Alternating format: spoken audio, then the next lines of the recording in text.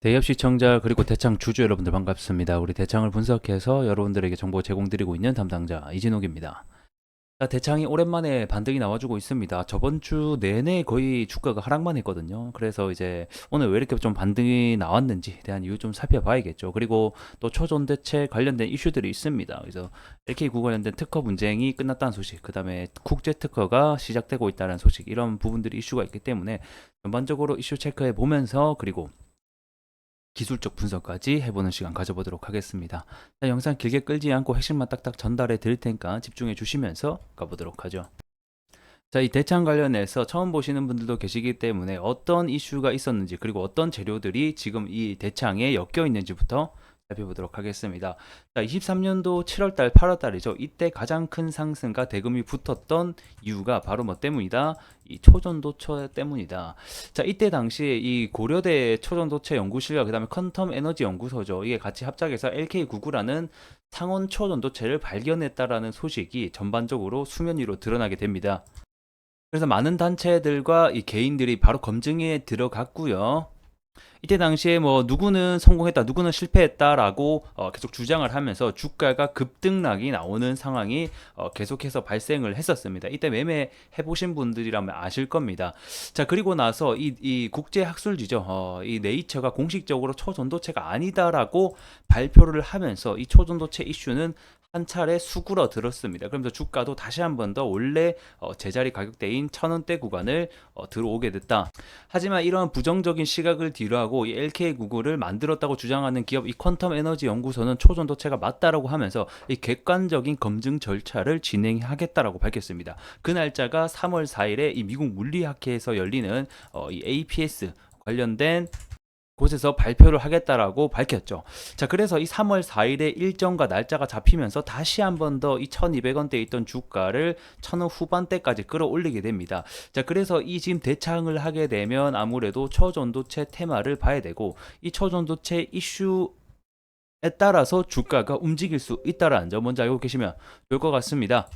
자, 그리고 오늘자 뉴스입니다. 이 LK99가 이 특허 분쟁이죠. 이 당사 간의 합의로 분쟁이 끝났다라는 소식이 들렸습니다. 내용을 좀 함께 보게 되면 이 퀀텀 에너지 연구소는 이 LK99 관련된 특허 등록이 이루어지게 되었으며 이 모든 권리를 결국 퀀텀 에너지 연구소가 가질 수 있게 되었다라고 밝혔습니다. 그러니까 초전도체 관련된 특허 출연에 대한 부분이었습니다. 앞전에 분쟁이 좀 몇 가지가 있었는데 이 부분을 해결하고 본격적으로 이거에 대한 재산 그리고 이 관련된 부분을 이 퀀텀 에너지 연구소가 갖게 되었다, 이렇게 좀 생각을 해주시면 좋을 것 같고요.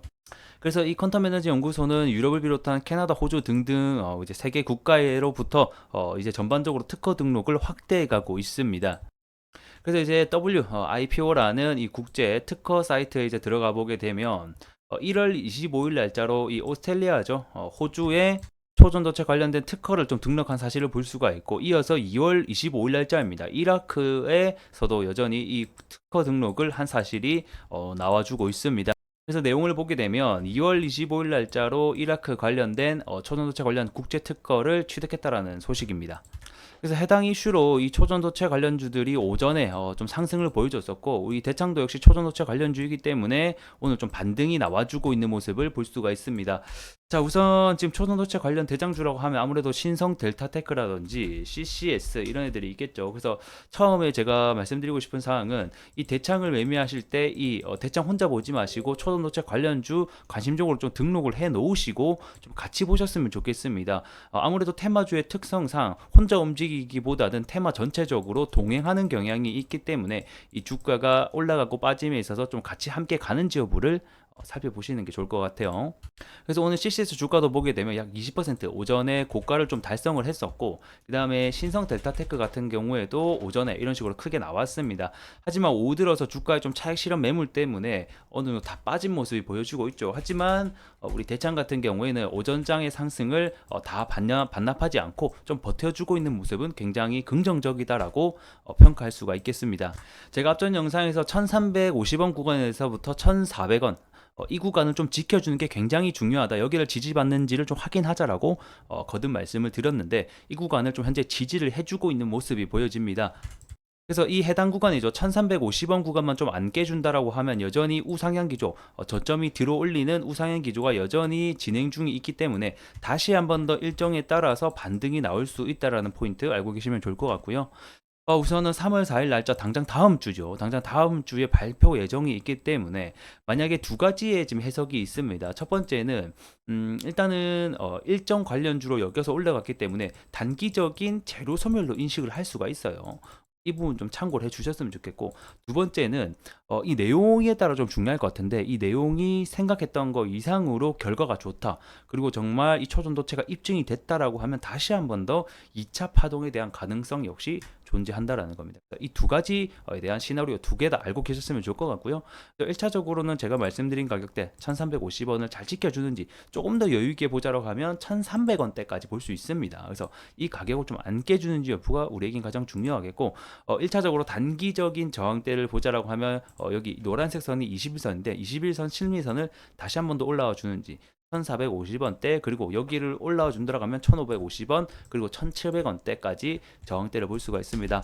자, 이렇게 좀 단기적인 재료들이 있고, 하지만 주가를 보실 때는 대창뿐만 아니라 이 관련주, 뭐 이구산업이라든지 등등 있죠. 얘네들 좀 함께 보시라고 좀 당부드리도록 하겠습니다.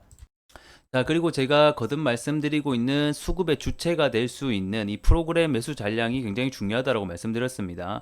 이렇게 끌어올린 주체 자체가 이렇게 프로그램이 끌어올렸다가 얘네들이 2월 16일 날 좀 매도한 모습들이 보여지기 때문에 얘네들의 매도 물량에 따라서 주가가 급등락이 나올 확률이 좀 높다라고 보여지고 있습니다. 그래서 최근에 이 거의 3일 그리고 4일 연속으로 이 프로그램 매수세가 좀 들어오면서 주가를 어느 정도 반등시켜주는 모멘텀이 되고 있다. 그래서 얘네들의 매도세가 좀 지속적으로 안 빠져나가고 수급 물량이 좀 들어온지가 중요하겠다. 그래서 일단은 제가 봤을 때는 당분간 매수세가 계속해서 들어오고 있기 때문에 조금 더 지속해서 상승이 나와주지 않을까, 이렇게 예상해 볼 수가 있겠습니다. 분봉으로 다시 한번 자세하게 보게 되면 단기 하락 추세선을 오늘 좀 돌파를 해줬다. 이렇게 하락이 지속되고 있었던 부분을 내려가면서 다시 한번 더 어느 정도 저점을 이탈하지 않고 밟아준 모습이 보여지고, 여기서 바로 올라갈 수도 있고요. 아니면 다시 한번 더 하락을 했다가 쌍바닥을 그리면서 재차 상승이 나올 수도 있다는 점 참고해 보시면 좋겠습니다. 자, 오늘 영상 여기서 좀 마무리하도록 하겠고, 이제 대창 관련돼서 특히 초전도체 이슈가 있을 때마다 제가 여러분들에게 좀 빠르게 정보를 전달해 드릴 수 있도록 하겠습니다. 그럼 여러분들께서는 구독과 좋아요만 좀 부탁드리면서 다음 시간에 뵙도록 하죠. 고맙습니다.